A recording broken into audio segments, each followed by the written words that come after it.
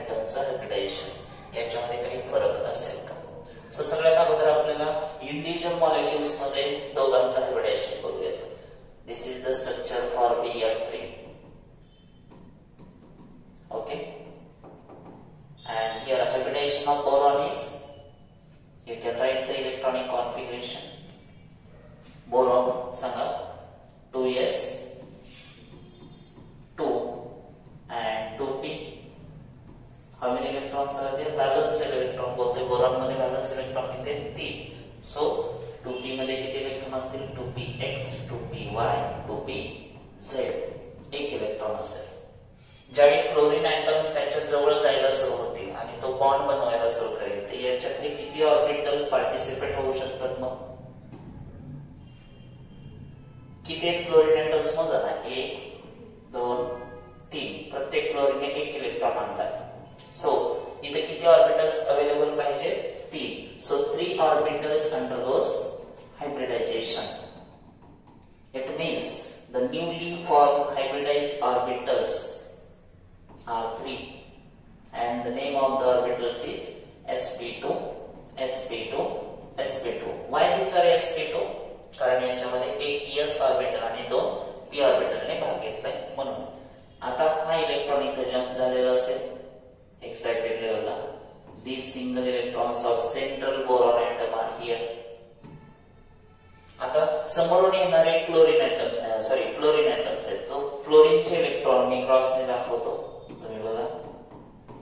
So हे जे 3 bond आहेत ते कुठले? BF BF BF. This is the actual structure of BF3.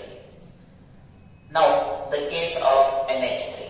आपण NH3 च्या बाबतीत बघूया. NH3 मध्ये सेंट्रल ऍटम कोण आहे मित्रांनो? नायट्रोजन. सो नायट्रोजन जो आहे त्याचं ग्राउंड स्टेट इलेक्ट्रॉनिक कॉन्फिगरेशन काय असेल सांगा? 7 त्याचा ऍटॉमिक नंबर आहे. 1s2 2s2. त्यानंतर 2p मध्ये किती असते? px py pz मध्ये 2px 2py आणि 2pz किती असतील याच्यामध्ये? नायट्रोजन टोटल किती आहेत व्हॅलन्स मध्ये ते विचारतोय मी. 7 पैकी 1s2 मध्ये 2 गेले, 2s2 2 4 राहिले किती? आणखी किती राहिले? 3 राहतील ना.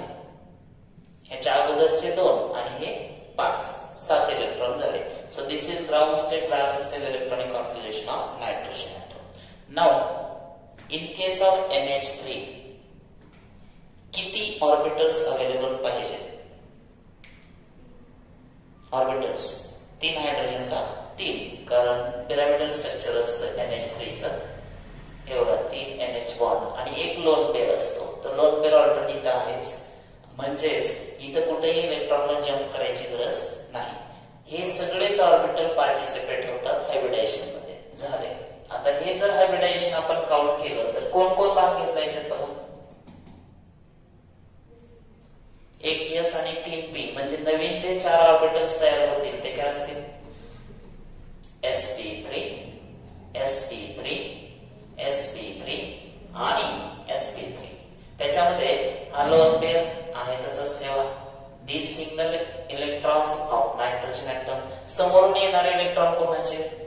समोरून येणारे इलेक्ट्रॉन कोणाचे मित्रांनो? हायड्रोजनचे आहेत. सो हे इलेक्ट्रॉन एक हायड्रोजनचे. So these 3 cross electrons are of hydrogen. So how many NH bonds are formed?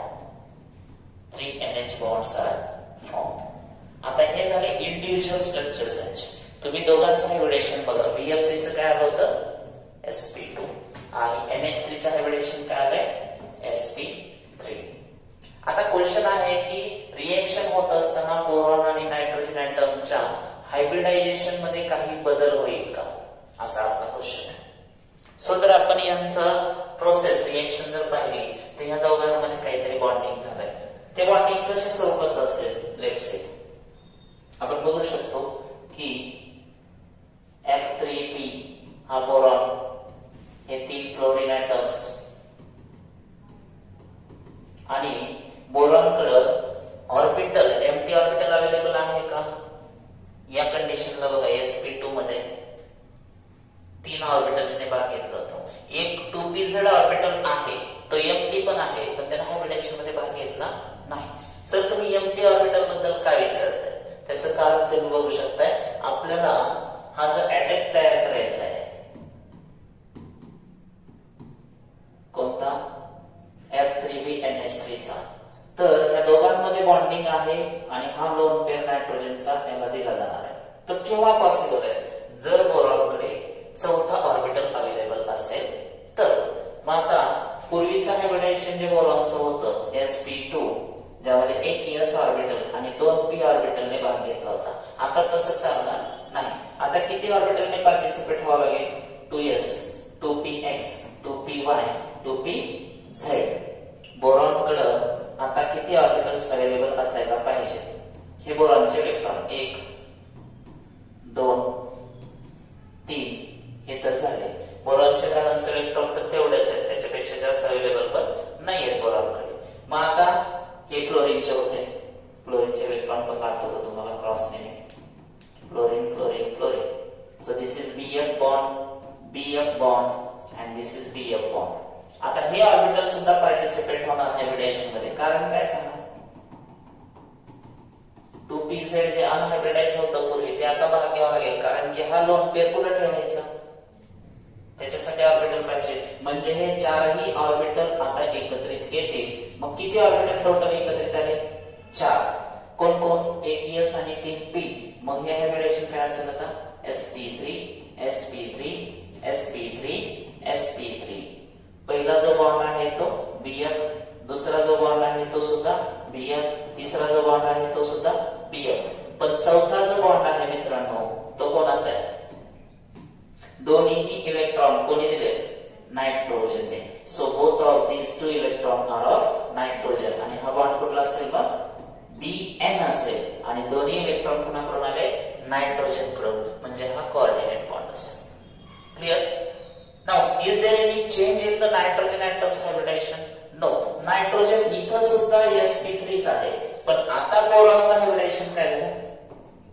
बोरॉनचं hybridisation काय झालं? sp3. So coming back to our question. Question is there any change in hybridization of boron and nitrogen atoms? The result काय आहे? Yes, there is change in the hybridization of boron from sp2 to sp3. But the hybridization of NH3 remains as sp3. Clear? Crystal clear?